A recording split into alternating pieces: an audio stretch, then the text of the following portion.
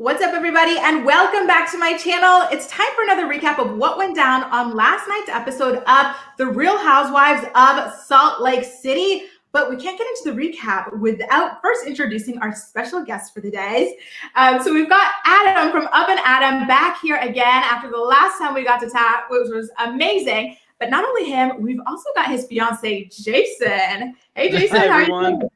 I'm good. Thanks for having me. This is fun. Of course. I'm really excited to get you guys here at the same time, see your banter together, you know? Oh, And how are you doing, Love Adam? Perfect. I'm so excited to be here. And honestly, last time we had so much fun, and I feel like you're just such a breath of fresh air. So when you invited Jason and I to do it together, I was like, yeah, but I was like, Jason, you're going in your own room. So Jason's right across the hall. I love it. This is such a treat. Thank you guys so much for being here. No worries. Let's jump into the recap. So we started off the episode with Jen. She and all the girls are still at that, what was it, the Roaring 20s party it was that Whitney threw? Is that what the theme was? The Roaring 20s, Prohibition, something like that? Yeah, it was that Prohibition. Sorry, go ahead. No. We do this all the time. No, but yeah, it was the 1920s party. But man, it was interesting. It was confusing, but interesting and dramatic. Very dramatic. Literally, like as soon as all the girls sit down, Jen goes, Meredith, can I talk to you for a second? She's just so middle school. Then she scolds Meredith for not shunning Mary. What was that about? Oof. Jason, you go first. No, go ahead. You go first. You know, Jason is a diehard Jen Shah fan over here. So, and I am also kind of a big Jen Shah fan, but in this moment, I just don't necessarily feel like it made sense. You're going after Meredith over this whole sleepover thing and being friends with Mary Cosby, but it does feel middle school. It's like, Meredith is so confused. She's like, I have a business to run. Why am I even having this conversation? Exactly. Yeah, my biggest thing too was like, the temper tantrum, which we said a few times. I love Jen Shah, like Adam said, but yeah, it was almost asking for attention. And then, like later in the episode, I think we find out a little more why Jen might have been feeling a little lonely or maybe a little, desperate for some friend's attention. Exactly. Like it kind of starts off and you're like, oh my God, like get over it. I know Adam and I were talking about this last week. We were like, okay, Jen, like we loved like the bigger than life, larger than life personality at first. But after a while, it's kind of like you're beating a dead horse, move on. But like you just said, Jason, like we do get to see a little bit of why she is the way that she is a little bit later on in the episode. And then moving back to your point, Adam, I love the way that Meredith handled this. She was like, listen, I'm disengaging from this conversation. I want no parts of it. Like, what is this? Yeah, she's like, this is too much crazy for me. These are not my circus, not my monkeys. This is just, it is what it is. I want no part of it. Oh my God. But the thing is, when she walks away, what happens? Jen yells, F off, like get the F out, like, yeah, you better. What was that about, you guys? Jason, do you want to tell us what you thought? I think that was a little bit of, what she was going through and a little liquid courage. I mean, every time, we saw Jen or we saw everyone was taking a sip every scene. So, that always makes it a little more, dramatic. A lot of tequila. Yeah. Oh my God. What was her name? Whitney had to tell her, Jen, no more tequila, drink water. I don't think anybody could tell Jen Shah what to do. And, I just, not even her husband, this woman, I was trying to understand why she is the way she is. And I feel like this episode gave us a little bit more clarity after finding out a little bit more of her dad passing away and kind of what was expected of her as a child and what she went through growing up. It seems like she's just a very passionate woman, like Heather Gay said, and she loves hard, she fights hard, and that is the enigma of what is Jen Shah. Exactly. Real quick, guys, thank you all so much for being here. I'm loving all the conversation we're getting in the chat. This is awesome. There's one last conversation that happened during this dinner where I kind of felt like, could this be the turning point? Jen, after she yelled at Meredith to F off or whatever, she called Mary the grandpa effer. And literally all the girls in their confessional said, whoa, that was wholly inappropriate. Do you think that they're slowly going to start to get tired of Jen and, maybe even phase her out of the crew that she really wants to be the queen bee of, Adam? I think that for Jen, she has to find a fine line. She cannot be so explosive every single episode because they will eventually get sick of that. And as much as I have my opinions about Mary Cosby, as things slowly come out and the way she even plays herself out on the screen, I don't think that's appropriate at all. I would be mortified if somebody yelled anything like that at me or somebody in my family. And you could see where Mary Cosby, she's in a party in front of so many people and you're calling her out for sleeping with her grandfather. It's mortifying. That's awful. Yeah. Jen at this point started to me seeming like a bully. Like, you're calling people names, you're swearing at them, and you're telling people, listen, I don't want to be friends with you anymore because you're friends with this person. It's like, you went from being a nice reality star to start up being a little bit of a bully here at this point. And she got so intoxicated that she was leaving the party screaming at Heather this time, who was trying to have her back and help her out. She was dropping things out of her purse. What did you think about that, Jason? Her exit, her dramatic exit was it was dramatic. And I have to say, or what you said too, when she called, Mary, the grandfather, whatever. I found it kind of interesting that Whitney, her confessional was even if that is true, well, isn't it true? Because they're married. But her exit was very she's taking the spotlight with her, going out, but she got real quiet when she got in that car. So I think maybe Sharif, gives her a little balance. I would hope so. He's probably listen, I get you want to be famous, but remember, you're still a person at the end of this. We're still a real life family. Our kids could be affected by this. No. Can I say something real quick? What? The real MVP is Heather Gay running out after her saying, hey, don't touch that burger or those lollipop drumsticks. Yeah. I was yeah, that'd be me too. Don't touch my food, but I'll be right back. I thought the same thing. I freaking love she is just such a real girl and a real girl's girl. I freaking love her. Gina's over here. She's saying Coach Sean needs to add no name calling to his pep talks, which is so. That's funny. I love that. And then, Shan, she says, remember her Cankle comment when she was flagging down Sharif? Oh, yeah. She said, so I look like what did she say? A flapper. Oh, a flapper. I thought she said a Tweety bird, but yeah, a flapper with cankles. Heather Gay has I don't think she has cankles at all, but she just has such a fun personality where she's just the first to make the joke and even include herself in the joke where she's not being aggressive or mean to anybody. And that's what I love about Heather so far. Mm-hmm. She's awesome. And it must be a family thing. By the way, Jamal, she was telling the truth, but it's still so mean. Her cousin Whitney is the same. Throughout this episode, you really got to see Whitney's sense of humor in her confessionals. There was so much shade and I was living for it. I really like these two together. I love them. And speaking of duos that I love, Meredith and Lisa. Meredith, she's picking out art for her new home. And then she takes Lisa shopping with her. And then that's where she kind of drops the bomb that she and her husband are separated. What did you guys think about this situation? My first thing, if I can add, is I don't get why Jen Shah knew before Lisa. When these two are right, what was that about? Why did she tell Jen Shah first? Did they reveal it? No, I don't think they did. Did they, Adam?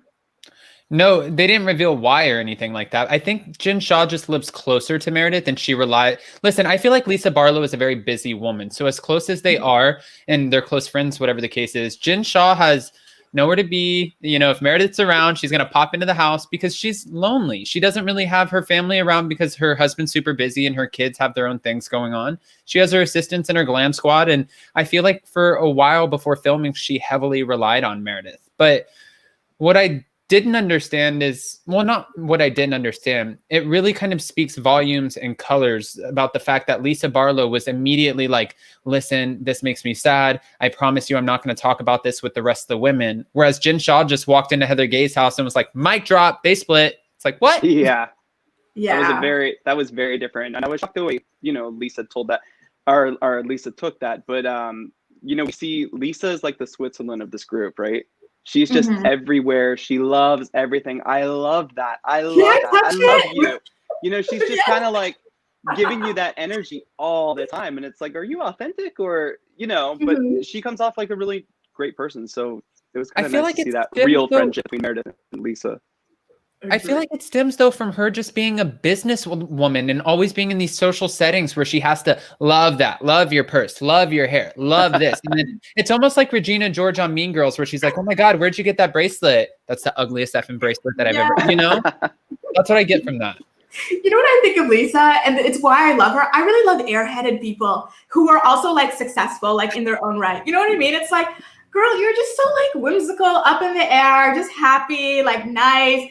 And like somehow like you're intense enough to be so successful in your own. Like I love that. You know what I mean? I don't know. Yeah. In true Lisa Barlow fashion, you love that. No, I get I get that. I see what you did there. Yes, exactly, you guys. And speaking of Lisa being a social butterfly, after she comforts Meredith about her separation, I won't say divorce yet, but separation, where do we see her next? She is in Mary's house. And what did she say at Mary's house? First of all, Mary's son. Oh, I'm hearing an echo of myself. Sorry. First of all, Mary's son is bawling out on his girlfriend, you guys. He's buying her chinchilla, a dog. He's probably a designer dog, and a Prada purse at this point. And Mary is so jealous of his little girlfriend that she's like, I bet you that Prada purse is going to last longer than your relationship. Probably true. But was it necessary, Adam? No, but Mary... I'm still trying to figure her out, and I'm trying to give her the benefit of the doubt because we're only 4 episodes in and so much information has come out about Mary. And I feel like I truly do believe that there are 3 sides to every story, right? Your side, their side, and the truth. But at this point, it's hard for me to like Mary after hearing so many different things that she says. Like, for example, we're sitting there watching her in this scene with Lisa Barlow, and Lisa's like, I don't know why Jen has it out for you like this. And Mary's like, well, I think it's just because she wants to be the top dog. Well, who made you the self-proclaimed top dog? It's and true. Then, you know, and then many other things, but I'm sure as we go through the episode and recap it, I'll touch on those for sure. Mm-hmm. Oh, I'm looking forward to that. What did you think, Jason, about the dynamic? It's interesting. I have lots of thoughts on Mary, and I feel like if I start talking about it, I won't shut up. But we'll wait till like there are parts of her I love, but when she contradicts herself as like a leader of a religious group, and then she says some of the things she does, it just like irks me a little bit. It just throws me off. I can understand that. Yeah, I could definitely understand that. I'm also really curious, you guys, because this is where we kind of get like set up for like the big event at the end, which is her Met Gala cocktail attire. What was that luncheon? What was it for? I didn't understand. I think it was, I think it was to kind of shoot off of Whitney's 20s party, because there was like a lot of drinking and girls on poles and dancing. And Mary explained that she likes something a little more formal in a lounge setting where they can talk and have conversation. And I think she wanted to arrange that and see if everyone could get together, talk, and have a good conversation and maybe like get over some of their quarrels. Because all these big parties, at the Meredith's birthday party at Shaw Chalet or the Whitney's, party, it's dancing, it's drinking, it's craziness. So they don't get a time to sit down and talk with each other. So I think that was her kind of thing with this. Okay. The cocktail attire was a bit confusing, but that whole party was confusing. It was like they hired 5 different party planners with 5 different themes, and they were, first of all, we start off with the Beefeater, then we go in the red carpet, and then we, like when Heather said, what is a Met Gala theme? The Met is a museum, the Met Gala is a big party that always has a theme every year. So what does that even mean? She was 100% right about Mary being the type of person who wants to just throw around like no names, but they don't really understand. Even like, honestly, I'm such a snob about this, and it's so embarrassing, you guys, but like wine glasses, I have a big thing. Like when people hold wine glasses by the bulb, it drives me nuts. Me too. Yes. It defeats the purpose, right? Even when the servers bring it over, if you're not carrying it by the stem, I don't want it. By the way, think about that. Just for grace, we have the same glasses as the 1920s party. Love and we it. noticed that last night, so I just brought it in for our Salt Lake City recap. It's beautiful. Look at you with the crystal. Wow, look at us go. No, it's homemade. Right? She is so fancy, but she's holding a champagne glass like it's my mug next to the guy, the owner of the restaurant. I was like, girl, how are you not embarrassed? Like, this is so bad. But anyway, little tangent. Jen goes over to Heather's house, and then this is where we get some more vulnerability. I really love these girls. So she goes over to Heather's house to rehash the drama that went down Saturday night, and then she opens up about the difficulties in her marriage kind of weighing on her, how she feels lonely. The anniversary of her dad's death is coming up, so that's got her really emotional. Okay, there's a lot to unpack here. I want to start off with the question of Sharif not being there for the funeral because he had a football game. Is that acceptable? I don't know how to. Okay, so my father passed 3 years ago, and Adam and I were. It was kind of sudden, you know. I got called to go home, and Adam and I were separate, or not separated, but I was in DC and he was in LA, and we just had so much going on that I didn't let him leave. I let him keep working, uphold that, you know, keep the household up, take the dogs out. So maybe in a situation where like you just can't. A football game to me, I don't know. If that, I don't know.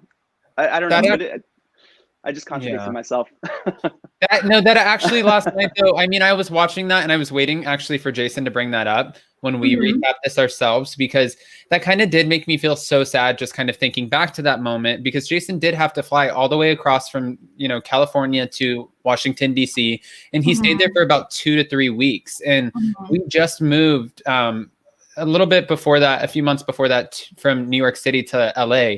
And we just got these jobs and just for some reason went and got a dog and all of these things. And we were kind of grounded there where there was no way for one of us had to be there. And it sounds like such an excuse and cop out.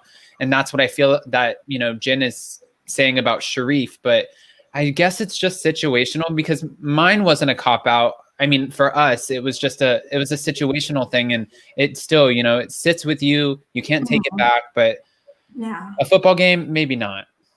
Right. But it's still this work, and that was what we did. It was for work, so I don't know.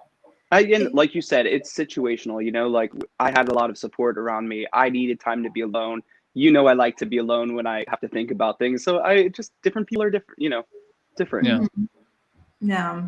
You know, honestly, I do agree with you guys, but it felt like Jen had at least a little bit of resentment about it. She kept kind of talking about how like him and the kids, but mainly him, he always has to come first. And it's kind of like, when does she ever get to kind of have support from him? You know, and I totally felt that from her. And I feel like maybe that's going to the resentment might continue to grow a little bit. I don't know. I'm just getting a sense, you know, especially with the housewives' attention and stuff like that comes with it. And her talking about feeling lonely in general, because it wasn't just that isolated situation. She just felt lonely in general because, you know, like she said, she's got a FaceTime marriage. Yeah.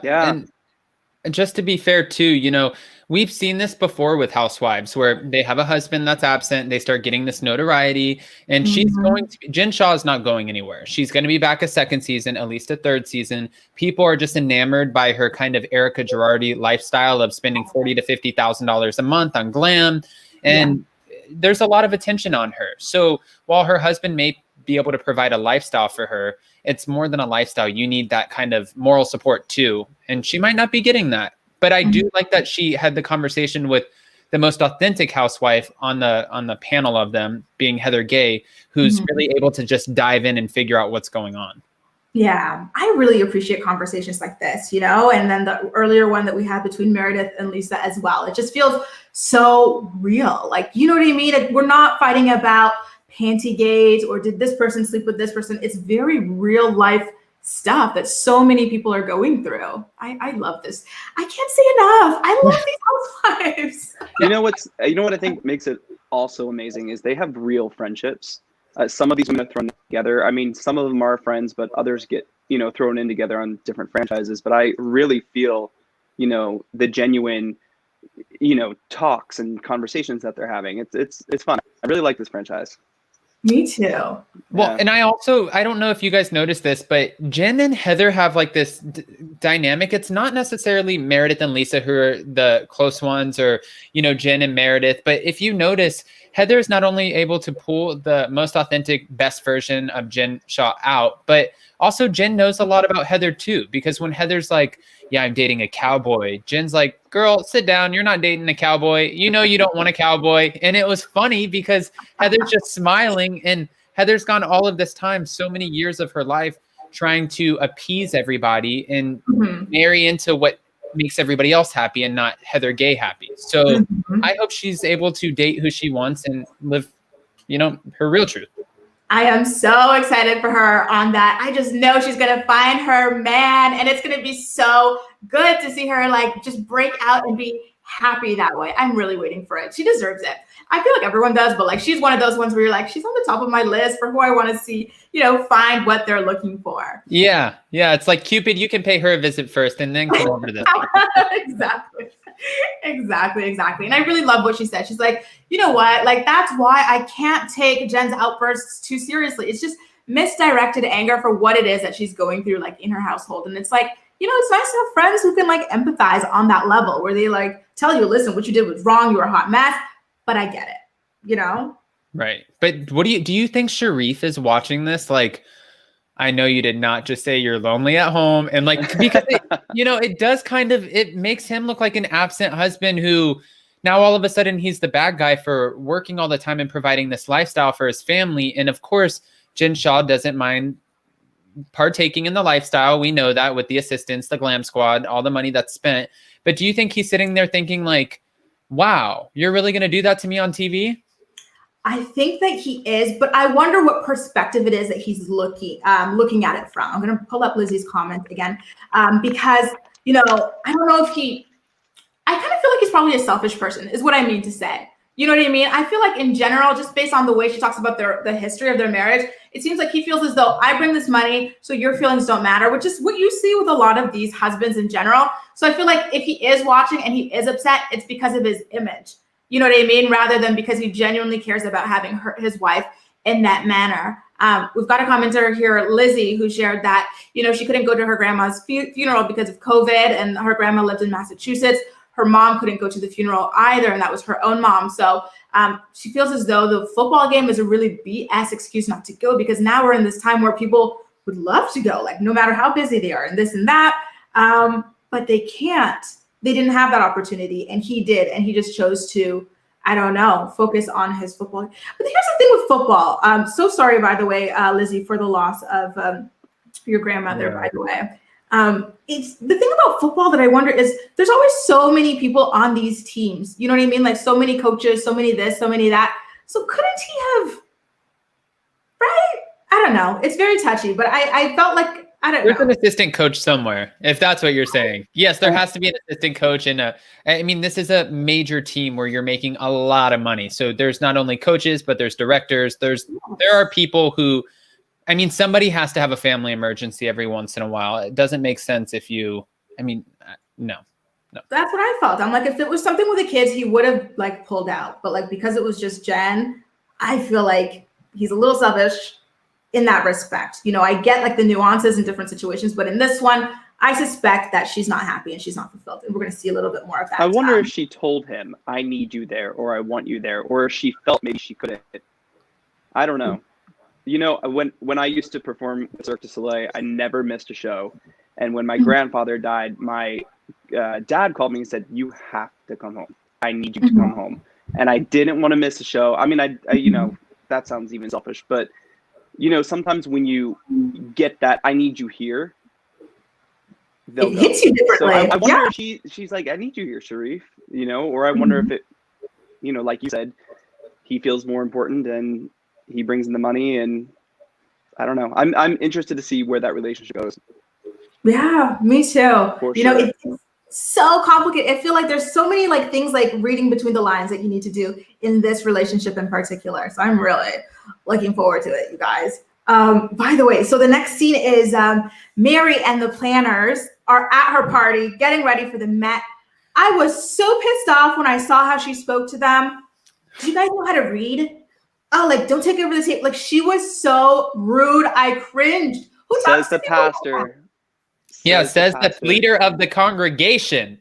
No, this is one of the things that I was talking about when we were talking about just her sometimes saying these nasty things. It's like she said, you guys are drinking Dom 2003. In 2003 there was a heat wave where 5,600 people died, and that was the best grapes of all time. It's like, how the heck does that make the best grapes of all time?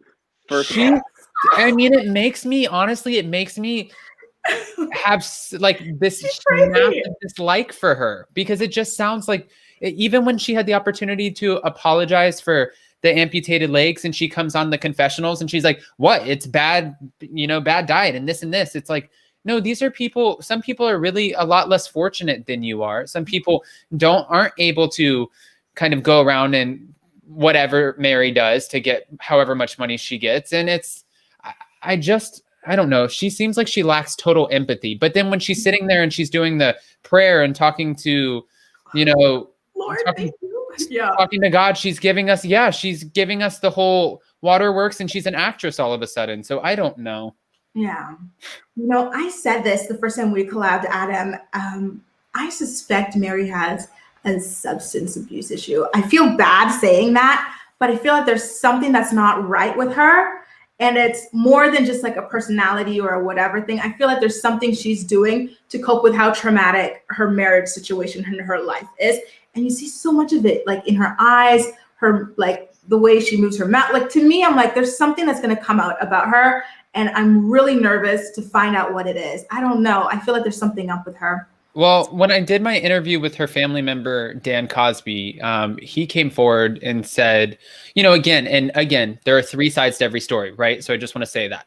But he came forward and said, allegedly, that she did have a substance abuse problem, and she was kind of stepping out on her previous husband at the time. And it just got to the point where her grandmother disfellowshipped her from the church. Mm-hmm. And then now to this day, and it's about to come out, I guess, but there's an alleged 3-year affair that her husband knows about, that they just kind of have a don't ask, don't tell kind of situation. And it just gets messier and messier. Yeah. So if she does in fact have a substance abuse problem and what her family's saying is true, then it sounds like it wouldn't be the first time. It sounds like you could be onto something. Yeah, I hate to say it. I'm like, okay, I don't want this to be like, like, haha. No, like, it's sad to me. And I feel like we're seeing like bits and pieces of it like slip out. And I don't know, it's hard to watch a little bit. Because it's like very erratic behavior. Like, if you notice, it just gets like, oh, well, I said it. And it's like, whoa. Mm-hmm. But, yeah. And then, like you said, the thing upside down, that was so mean. It's just go around and turn the freaking thing around. It doesn't matter. It's just like, it's upside down. It's not a big deal. Just turn it around. Well, no, it's a huge deal. Remember, she goes, oh, it's not a big deal. Actually, it's just a huge deal. I was like, oh my God. It's like Jason said, you are someone's pastor. Like, why are you speaking to people like this? It's awful. Yeah.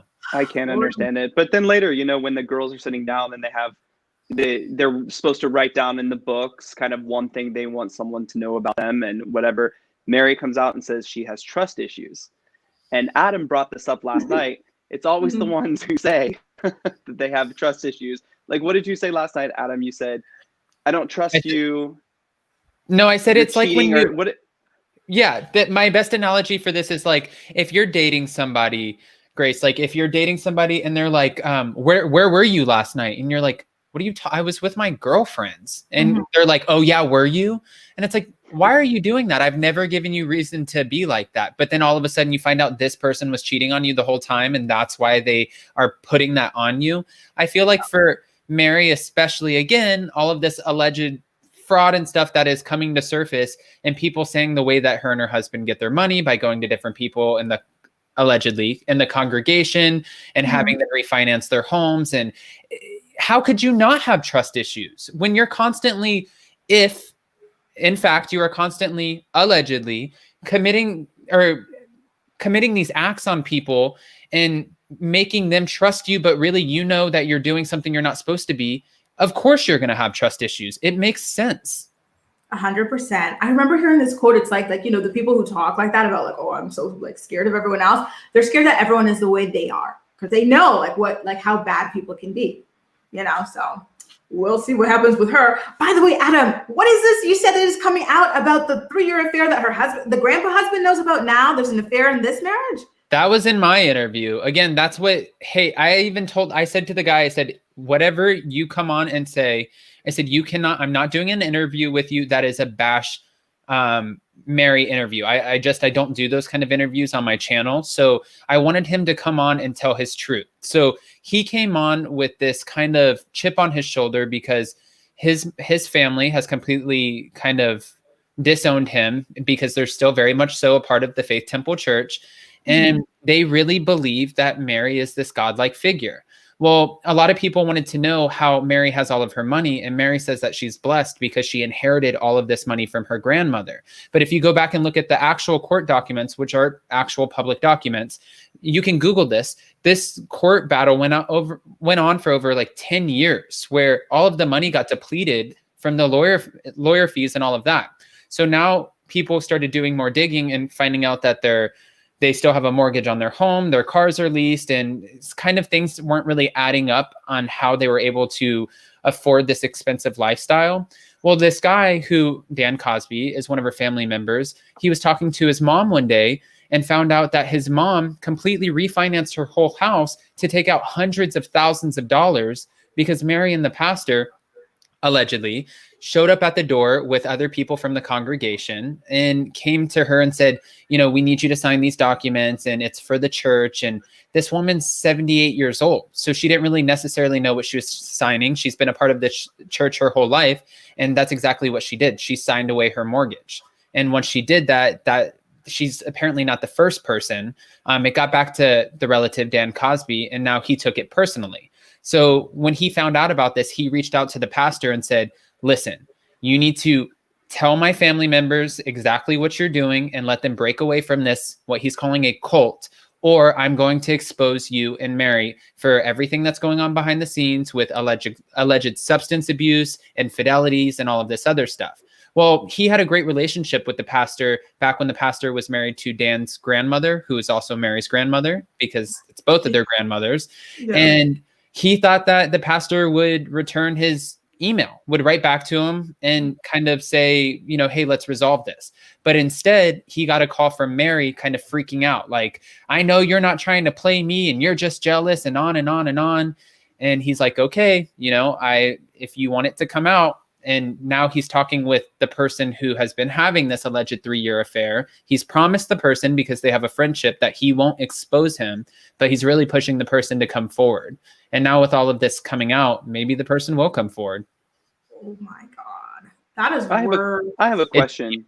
If you put Mary being a pastor or being involved in the church, the alleged cult or whatever they call it, you put that aside, would we like, or I mean, maybe, I know you like Mary, right? Me, right? Yeah. But would you like her more if she wasn't a pastor? If she was just, I think I would. Yeah. I think the hypocrisy kills me.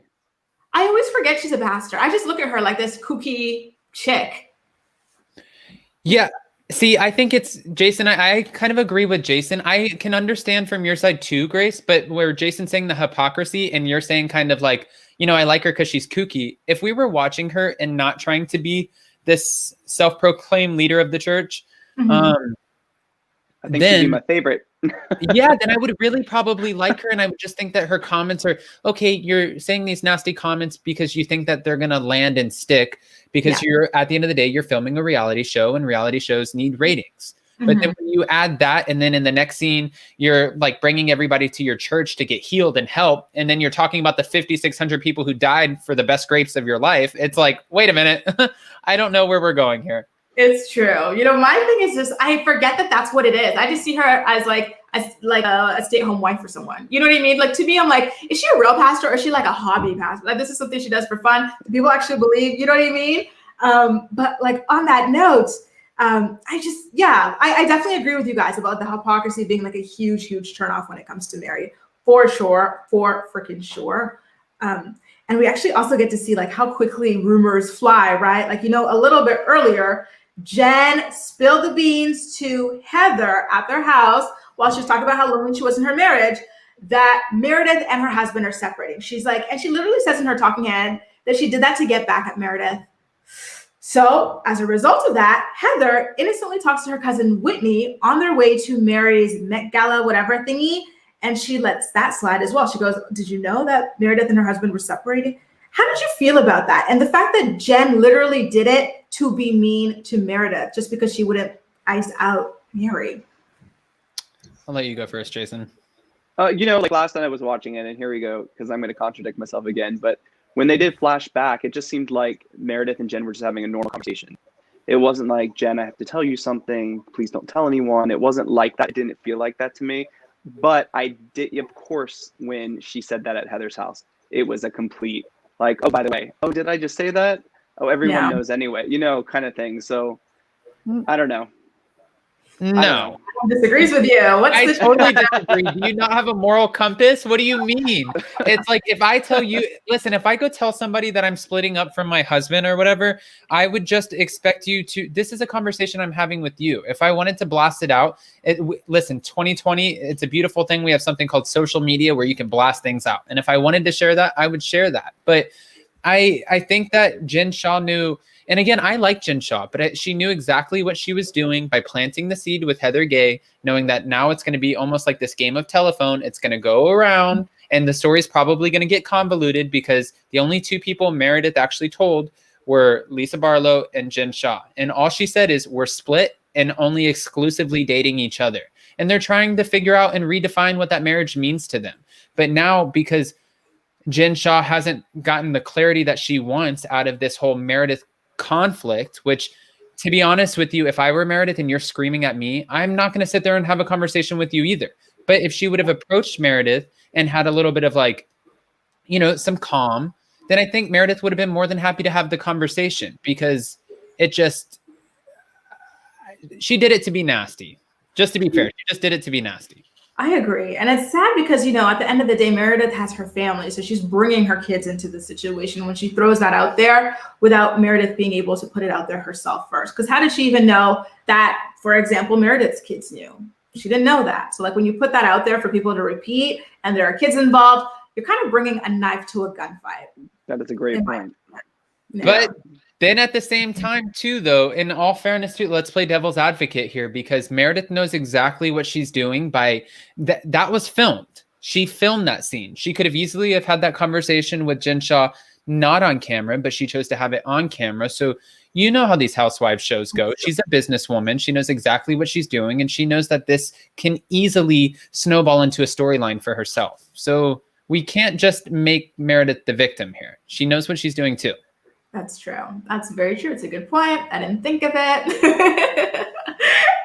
But, they get to the event and it was such a mess. It is like the exact, what do you call it? Organized chaos that you would expect from Mary, right? Like you guys said earlier, like there's all these different themes going on at the same time. No one gets what it is. Wasn't there fish on the table? I was going to ask you guys, what was that for? Did the girls get to bring the fish home? What was it? No, they got the Louis Vuitton AirPods, but I don't know if they got the beta fish. I don't know.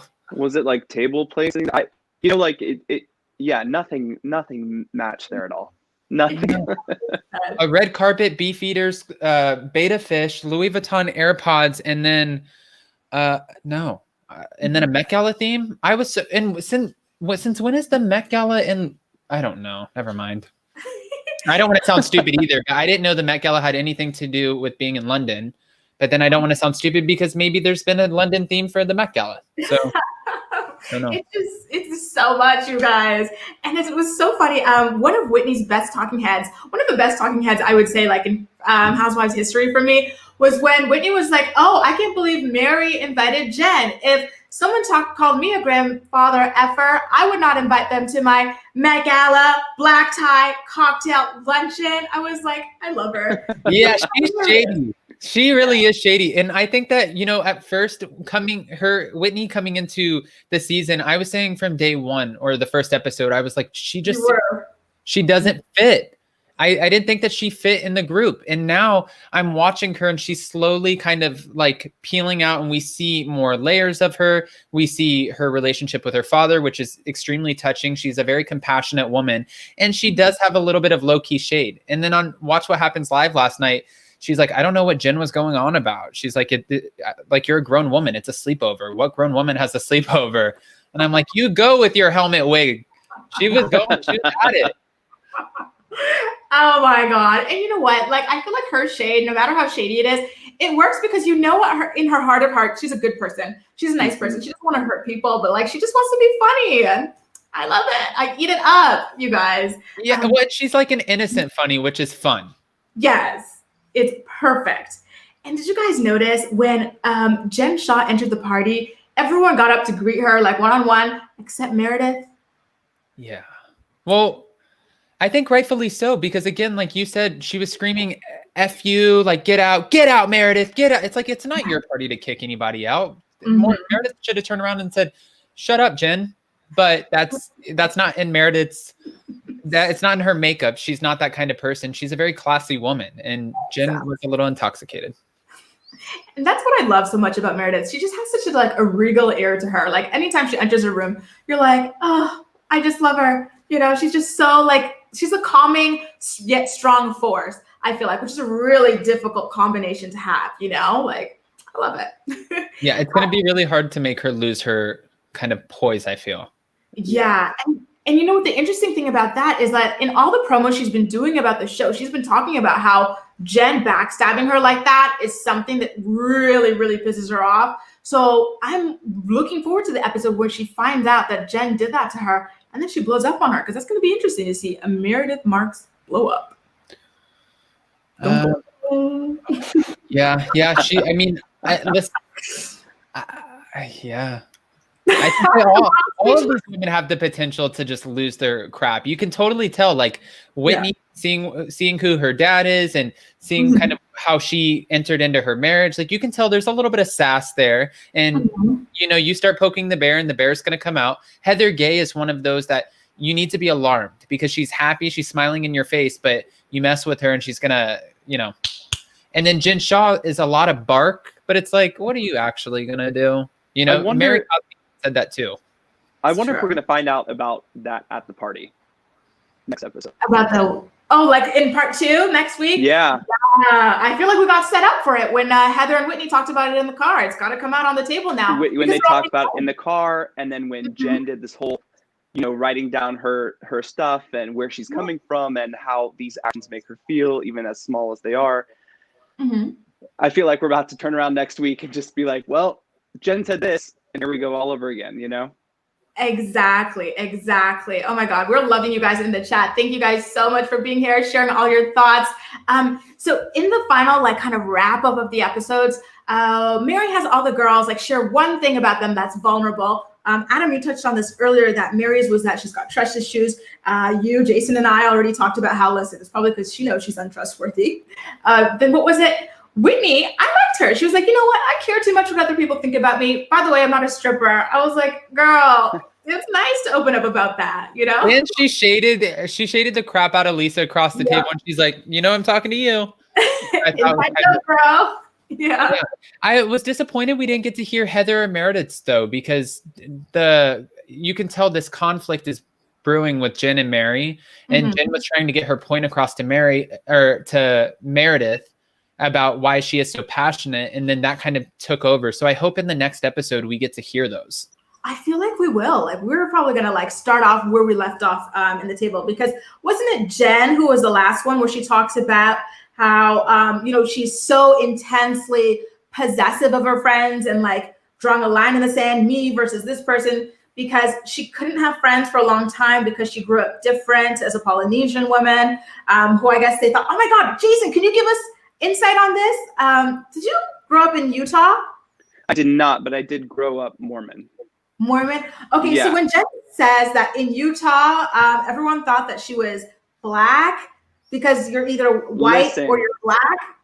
Yes, yeah? I have a lot of cousins who live there, and everyone, they're gorgeous, blonde hair, blue eye. Everyone looks the same, you know. So especially at that time when she was probably growing up, it's just, you know, it's got to be crazy. It really. I just want to piggyback off of that really quick, because even though it's not just Utah, when my family moved me from Palm Beach County, Florida, and we were constantly at the beach, and it's a coastal little community over here. So we were just very dark tan, and like we had, we looked like we're super dark, and they brought us to Tennessee, where it was a super small town. It was like a little farm town with one red light. On the first day that I walked into school, and mind you, this is 7th grade, they were all asking me if I was the first Mexican guy in the school. I'm like, I'm not Mexican, which I have like, listen, if I were, I would totally embrace it. I'm just not Mexican. Yeah. And they're like, no, but you must be Mexican. I'm like, no, you guys are fools. I was like, I don't know what this is the silly, I can't even believe I'm defending this, but no, I'm just tan. Yeah. That is so quirky, eh? Oh my God.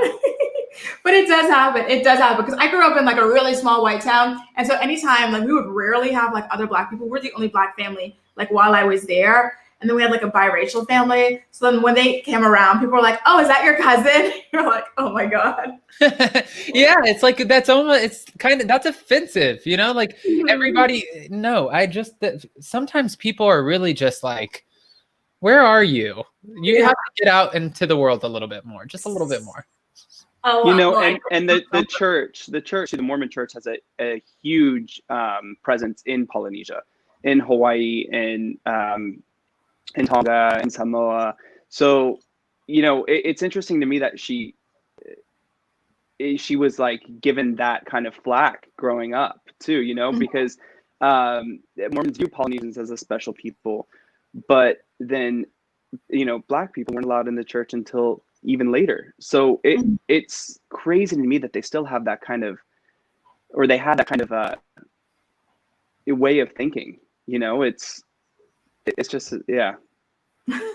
Sorry, I just wanted to add that in, just, because in the Mormon church, like there's a big temple in Hawaii, and it's just there's a big presence there of Mormons. See, that is so, I love getting these little bits of insights. That's why I was like, Adam, please bring Jason on. Look at all the good insights. I didn't even know that. I just know that. Yeah. I always asking Jason, I'm like, are the gays allowed in the Mormon church yet? And he's like, listen, yes, we're allowed in the Mormon church, but it's not even, because I even asked Jason, I said, what became more acceptable? I think this was on the first episode because Jen Shaw was talking about why she's converting to Islam as opposed to Sharif converting to Mormonism. And she said it was because it took a while for the Mormon church to accept Black people. But then I asked Jason, I said, who did they start accepting first, Black people or homosexuals? And he's like, no, Black people first. And now to this day, it's still kind of like, okay, you just maybe, would you say you don't really so much just talk about it if you're gay? It's like don't ask, don't tell policy. Yeah, don't ask, don't tell. Jeez. I really hope they change that moving forward. I found that interesting too, because when you are in such a strong faith as Mormonism, that is your reasoning to convert to being Muslim, like that was I really want to know more about that. There's got to be some other factors too, because I'm just going to change religions. No, I want to know exactly why. What are you pointing that money for, Adam? I'm saying, listen, Sharif goes and she doesn't convert, that money goes, that $50,000 a month goes, that Glam Squad goes. There's a lot of different directions this could go. So when she said, I repeated one time what she said in her, and where she says, I'm converting to Islam. And then she says, oh, assalamu alaikum or something like that. Yeah, well, I said that on a live and I got so much flack where people are like, Adam, that is so disrespectful. That is rude. And I was like, oh my gosh, I didn't even know what I said. She said it. I just repeated it. And it makes me just as guilty for repeating it. And I was like, I'm so sorry. I didn't mean to offend anybody. Oh, no, damn. Now you set me up. I said it. No, I didn't set you up. No, you're never do that. You guys, at the very end, do you feel like Jen's history about like not feeling like she fit in because of all this, and so that's why she's so possessive, does that excuse her behavior towards Meredith and okay, Jason says no. How come? No, you're an adult, like we all are responsible for our own choices, and you can start making your own choices based on your experience. You're also a mother. So I think no, No, I don't make excuses, anything. I agree with that. I mean, I think at some sort, like, listen, I've said this already, but my thoughts are you have a staff of 2 assistants and a glam squad. There's like 6 of them, and plus the driver, 7, right? So you need to trade out one of these for a therapist and get that attitude under check. Ooh. That's how I feel, because I feel like you can't go into every scene being so explosive, because at some point, like when Heather Gay and Whitney Rose, when they're running over to her just to coax her to make sure that she doesn't snap on them for not being there for her, it's like they didn't even want to get involved. Now at that point, you have a kind of a bully-like persona, and you don't want to carry that through. So just get it in check really quick. That's all. Exactly. I agree. I completely agree with you guys. It's like, you know what? People love to blame childhood. And yes, it does have something to do. But like once you're at that age, in your 40s, you do have a responsibility to, you know, grow yourself, or I don't know. I do just, the work. I don't. Yeah.